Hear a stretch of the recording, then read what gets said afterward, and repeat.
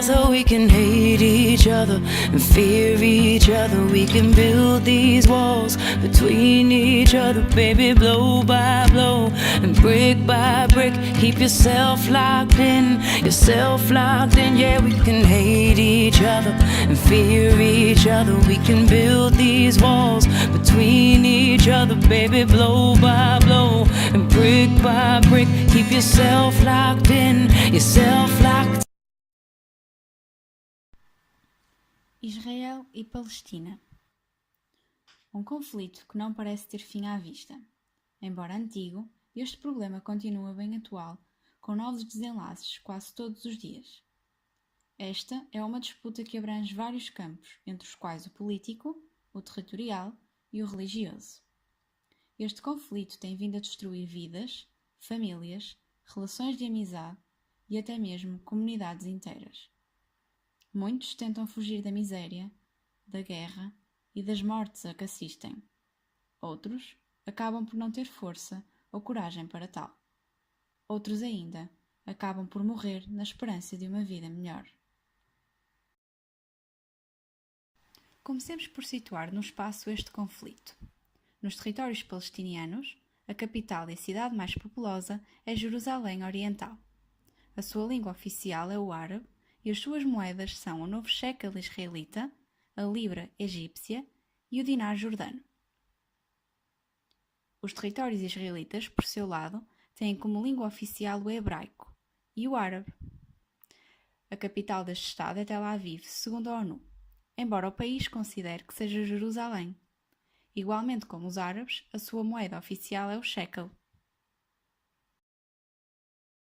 A origem deste conflito data do final do século XIX graças ao denominado movimento sionista. Foi fundado por Theodor Herzl e surge na mesma época em que, um pouco por toda a Europa, iam aparecendo os movimentos nacionalistas e antissemitistas. Theodor defendia que deveria ser criado um Estado para esta comunidade judaica, preferencialmente situado na Palestina.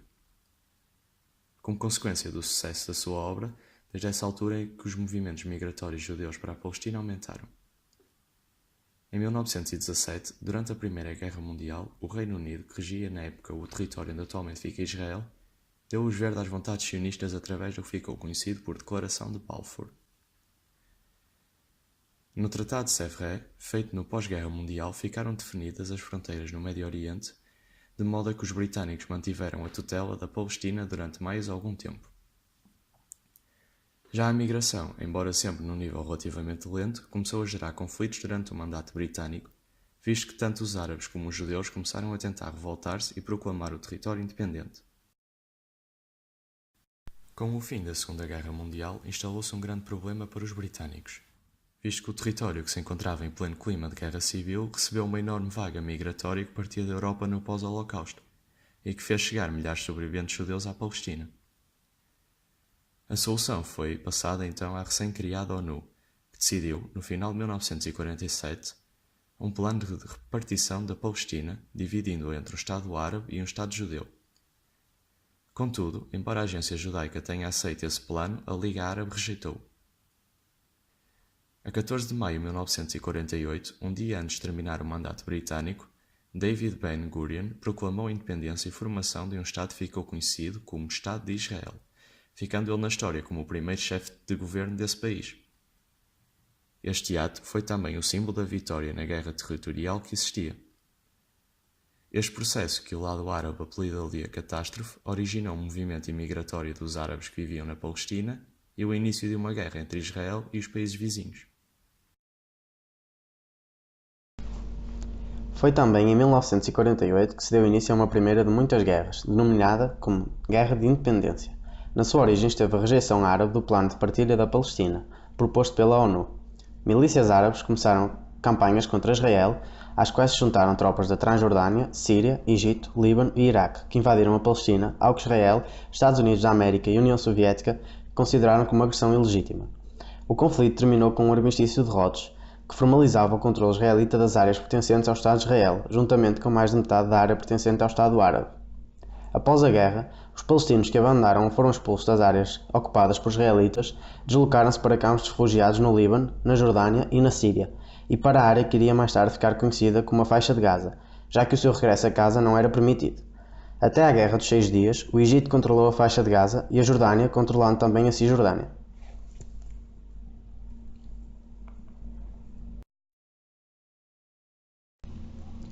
Oito anos depois, surge a Guerra do Suez, também conhecida como Guerra do Sinai, tendo esta partido de uma crise política que se iniciou a 29 de outubro de 1956 e deu-se por terminada no mesmo ano, a 7 de novembro. Neste ano foi declarada ao Egito guerra por parte dos israelitas, estes que continham o apoio da França e do Reino Unido. O objetivo era dominar o Canal de Suez, até aí sob controle egípcio, de modo a ter acesso ao comércio do Oriente.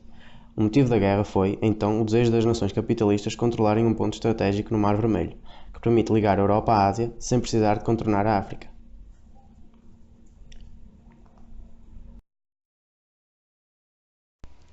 Foi no ano de 1964 que foi fundada a OLP, a Organização para a Libertação da Palestina, tendo sido Yasser Arafat, chefe da autoridade palestiniana, que assumiu o controle desta organização, tendo como seu principal objetivo destruir o Estado de Israel e recuperar essas terras. Tudo isto devido à não obediência dos israelitas quanto ao acordo realizado pela ONU acerca da divisão dos territórios. Através destas negociações, o Estado de Israel abdicou de determinadas terras que já então pertenciam à Palestina, mas que se encontravam em seu poderio. Além disso, cada um dos Estados pôde reconhecer a existência do outro. Porém, esta abdicação das terras por parte dos israelitas não se sucedeu devido a diversos combates entre estes povos, e só, recentemente, em 2005, Israel renunciou à faixa de Gaza e à Cisjordânia. Contudo, novamente, na prática, isso nunca chegou a concretizar-se. A OLP participou também secretamente nos Acordos de Oslo, na Noruega, estes que se destacam por uma série de acordos entre o governo de Israel e o presidente da OLP, mediados pelo então presidente dos Estados Unidos da América, Bill Clinton, assinados em 13 de setembro de 1993 na Casa Branca. Dos principais pontos do acordo destacavam-se a retirada da faixa de Gaza e da Cisjordânia por parte de Israel e questões referentes a Jerusalém, tal como a Guerra dos 6 Dias, 1967, e o problema dos refugiados.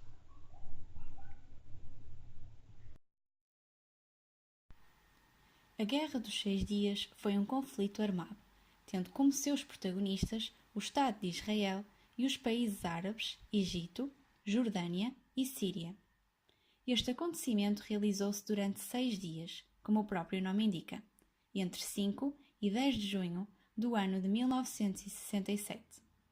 Tudo começou no dia 5 de junho, quando Israel iniciou um ataque prudente que não visava a intenção de matar nenhum inimigo, apenas de destruir a capacidade aérea dos países árabes. Em poucas horas, cerca de 319 aviações do Egito estavam destruídas. Com essa vantagem existente, as tropas israelitas conseguiram ocupar a faixa de Gaza por terra e ainda chegar ao Sinai. Perante todo este acontecimento, a ONU, muito pressionada por parte dos Estados Unidos, decidiu iniciar um processo de negociação que consistia na reconsideração dos países envolvidos na guerra acerca dela mesma. Estavam postas em causa as perdas já tidas perante este conflito e a ameaça de outros países muçulmanos entrarem nele, podendo torná-lo em algo incontornável e catastrófico. A guerra deu-se por terminada no dia 10 de junho do mesmo ano. Israel foi quem absorveu as melhores consequências da guerra, conseguindo aumentar as suas fronteiras, estas que passaram a incluir as colinas de Golã, a Cisjordânia e a Península do Sinai. Dos resultados da guerra podem ser destacadas as perdas de equipamentos militares e perdas humanas dos Estados Árabes, a destruição da Força Aérea da Jordânia e a renúncia do cargo do presidente do Egito. No entanto, este conflito não fez atenuar os ódios sentidos pelos dois Estados. Pelo contrário, conseguiu amplificar a antipatia do mundo islâmico ao Estado de Israel. Foi por essa altura que surgiram os primeiros colonatos, que foram construídos como parte de uma política de colonização, sendo a sua maioria construída na Cisjordânia e em Jerusalém Oriental. Tinham sido também construídos alguns no Sinai, porém esses reconheceram o seu fracasso em 1997. Foram ainda construídos alguns na faixa de Gaza, tendo sido abandonados no ano 2005, depois de Israel ter decidido a sua retirada desse território. Com a rápida e numerosa expansão dos colonatos na zona da Cisjordânia, As deslocações tornavam-se difíceis, principalmente devido à construção feita, por parte dos israelitas, de vedações e muros de separação.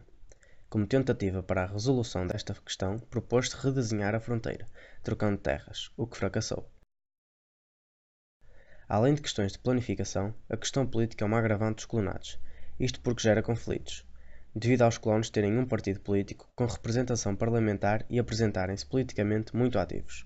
Israel já foi, também condenado 2 vezes nas Nações Unidas, e nem os seus aliados ocidentais apoiam a expansão desta forma de ocupação.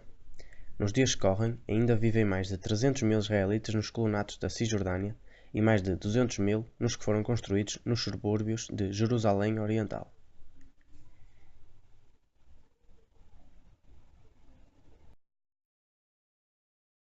Outras guerras e confrontos se sucederam durante vários anos, entre as quais a guerra que decorreu entre 1968 e 1970 e que ficou apelidada como Guerra de Desgaste entre o Egito e Israel, tendo sido iniciada pelo Egito com o objetivo de recapturar a Península do Sinai de que havia perdido durante a Guerra dos 6 Dias. Este conflito terminou em 1970 com as fronteiras de ambos os países a manterem-se iguais.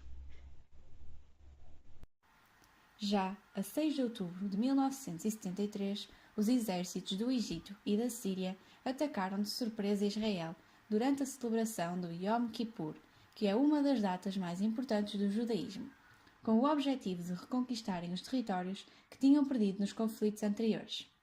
A guerra, que ganhou o nome da celebração que ocorria, começou com um ataque no Sinai e nas colinas de Golã.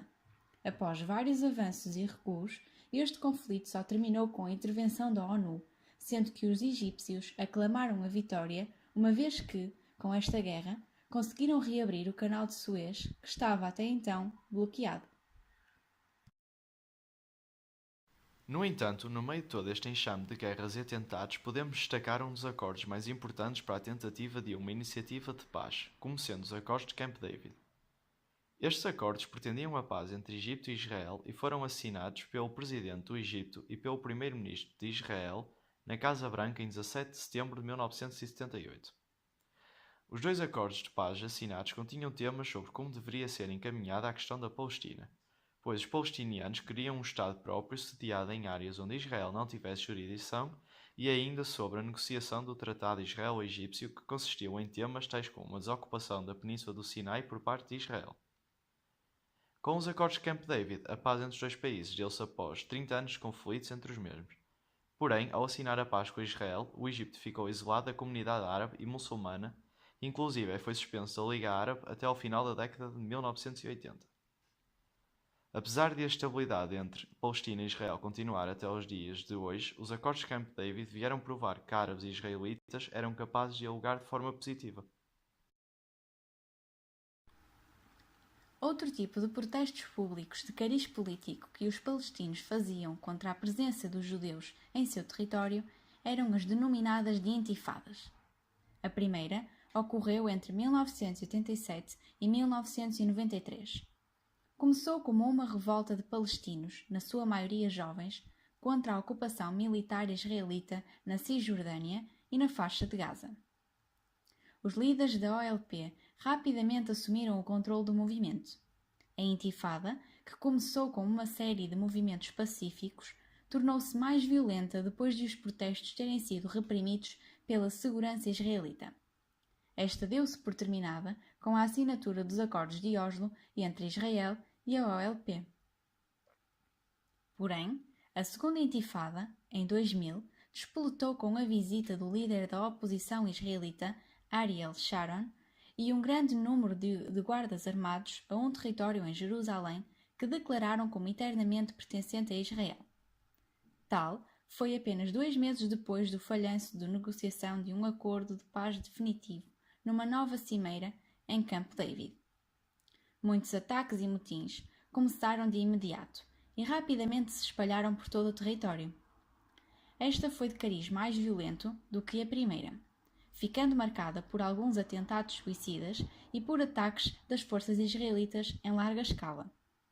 Embora não oficialmente, considera-se que esta acabou em 2005, curiosamente já após a morte de Yasser Arafat. Este tempo, que durou entre a primeira e a segunda intifada, foi complementado com a Guerra do Golfo, que ocorreu entre 1990 e 1991 e começou com a invasão e anexação do Kuwait por parte do Iraque. Em resposta, os Estados Unidos da América formaram uma coligação com alguns países árabes de forma a retirar as forças iraquianas do Kuwait. Sabendo que Israel era um aliado dos Estados Unidos e numa tentativa de destabilizar a coligação com a entrada do mesmo, o Iraque decidiu lançar mísseis sobre o território israelita, mais propriamente em instalações nucleares. No entanto, sob pressão americana, Israel não respondeu a tal ato e o Iraque acabou derrotado pela coligação que restabeleceu a normalidade no Kuwait. Curioso é que as autoridades palestinianas apoiaram o Iraque durante todo este processo, o que levou a que, em seguida, vários Estados árabes expulsassem, no final da guerra, vários palestinianos dos seus territórios, dando por isso a origem a uma vaga de refugiados que levaram a OLP a assinar os Acordos de Oslo. O Muro da Cisjordânia é uma barreira física que está a ser construída pelo Estado de Israel em volta dos territórios conquistados a quando da Guerra dos 6 Dias, sendo atualmente ocupado pelos palestinianos. Com uma extensão de 760 km, é chamada de cerca de segurança pelo governo israelita porque tem o propósito de evitar infiltrações de terroristas em Israel. Por sua vez, o governo da Palestina refere-se ao muro como uma barreira de segregação social. Tal ato já mereceu a intervenção da ONU, mais nomeadamente o Tribunal Internacional de Justiça, que pediu a remoção do mesmo e afirmou que o muro é uma tentativa ilegal de anexar territórios palestinos e de controlar a circulação de pessoas. Várias ONGs têm-se também mostrado contra a construção do muro, pegando nas teses da ONU e acrescentando que limitará a chegada de ajuda humanitária. No entanto, os resultados do muro já começam a ser visíveis aos olhos do governo israelita, com este a afirmar que o número de atentados terroristas diminuíram quase até à nulidade. No entanto, mesmo dentro do próprio país, a existência do muro está longe de ser consensual.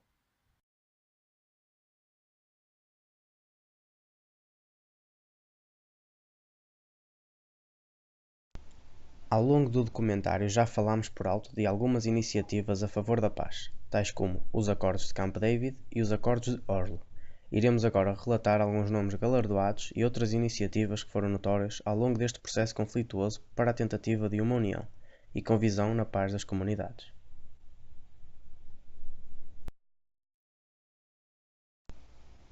Comecemos então por Yasser Arafat. Era chefe da autoridade palestiniana. Foi uma das personalidades políticas mais importantes no conflito entre os povos árabe e israelita. Foi uma figura carismática que lutou, durante 40 anos, pela formação de um Estado autónomo na região da Palestina. Não se sabe ao certo o local do seu nascimento, porém este declarou ter vindo da cidade de Jerusalém no dia 24 de agosto de 1929. Em idade juvenil foi com a sua família para o Egito, tendo frequentado o curso de engenharia na Universidade do Cairo, terminando-o em 1956. Em 1959, fundou um grupo denominado de Fatah, hoje uma das principais fações da Organização para a Libertação da Palestina. Este grupo, a partir da Guerra dos 6 Dias, demonstrou possuir um maior poder organizativo e, consequentemente, desde então, passou a liderar a OLP. Foi no ano de 1993 que Arafat e o primeiro-ministro israelita Yitzhak Rabin se reuniram em Oslo para tentarem conciliar as suas divergências, trazendo para o povo palestiniano a esperança de poder vir a constituir um Estado próprio. Esta boa vontade demonstrada por ambos os líderes conduziu a que o Prémio Nobel da Paz lhe fosse atribuído em 1995. Arafat faleceu 11 de novembro de 2004, deixando para trás um sonho por realizar e um futuro incerto na região.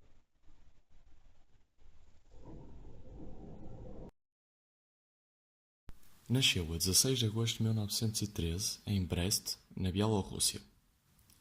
Menachem Begin foi declarado como o 6º primeiro-ministro do Estado de Israel em 1977.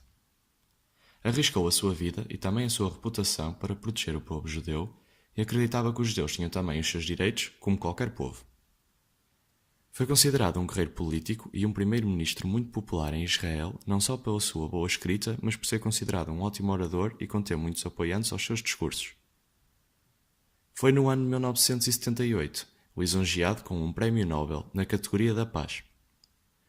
Faleceu a 9 de março de 1992 em Tel Aviv. Shimon Peres nasceu no dia 2 de agosto de 1923, na Polónia. Foi um político israelita. tendo sido também o 9º presidente de Israel, entre os anos de 2007 e 2014. Ganhou o Prémio Nobel da Paz em 1994, juntamente com Isaac Rabin e Yasser Arafat, devido a ter participado nas conversações de paz como Ministro das Finanças, tendo produzido os Acordos de Oslo. Durante o seu percurso, fundou, em 1996, o Centro Peres para a Paz. Este com o objetivo de promover a paz, o avanço duradouros no Oriente Médio, a tolerância, o desenvolvimento económico e tecnológico, a cooperação e ainda o bem-estar. Faleceu em 28 de setembro de 2016, com 93 anos, no Centro Médico de Sheba, em Israel. Yitzhak Rabin nasceu 1 de março de 1922 em Jerusalém. Era judeu. Exerceu as funções de chefe do Estado-Maior do Exército Israelita, tendo sido um dos responsáveis pela vitória de Israel na Guerra de 1967, guerra esta já referida e tendo sido a Guerra dos 6 Dias. Tornou-se primeiro-ministro de Israel em 1974 a 1977 e no ano de 1994, como já foi mencionado, foi premiado com o Nobel da Paz. Acabou por morrer assassinado em 4 de novembro de 1995 por um estudante judeu militante de extrema-direita que se opunha às negociações com os palestinianos.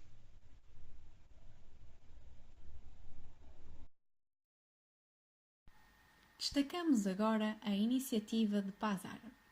Foi no ano de 2002 que a Arábia Saudita propôs um plano de paz no The New York Times, este que se baseava nas resoluções 242 e 338 do Conselho de Segurança das Nações Unidas, mas ia mais para além disso, propondo a retirada plena como solução para o problema dos refugiados palestinos e a criação de um Estado palestino, onde a sua capital se situaria em Jerusalém Oriental, em troca de relações totalmente normalizadas com todo o mundo árabe. Essa proposta recebeu o apoio unânime da Liga Árabe pela primeira vez. Como sua resposta, o ministro das Relações Estrangeiras de Israel, Shimon Peres, disse que os detalhes de cada plano de paz devem ser discutidos diretamente entre Israel e os palestinos, e para tornar isto possível, a autoridade palestina tem de pôr fim ao terror, às atrocidades que assistimos ontem à noite em Netânia, referindo-se ao ataque suicida realizado em Netânia. Voltando-nos para situações mais atuais, destacamos a questão da mudança da Embaixada dos Estados Unidos em Israel para Jerusalém, proposta pelo atual presidente dos Estados Unidos, Donald Trump, que causou uma enorme revolta nos palestinianos por entenderem que tal só reforça a aspiração de Israel em fazer com que Jerusalém seja mundialmente reconhecida como sua capital.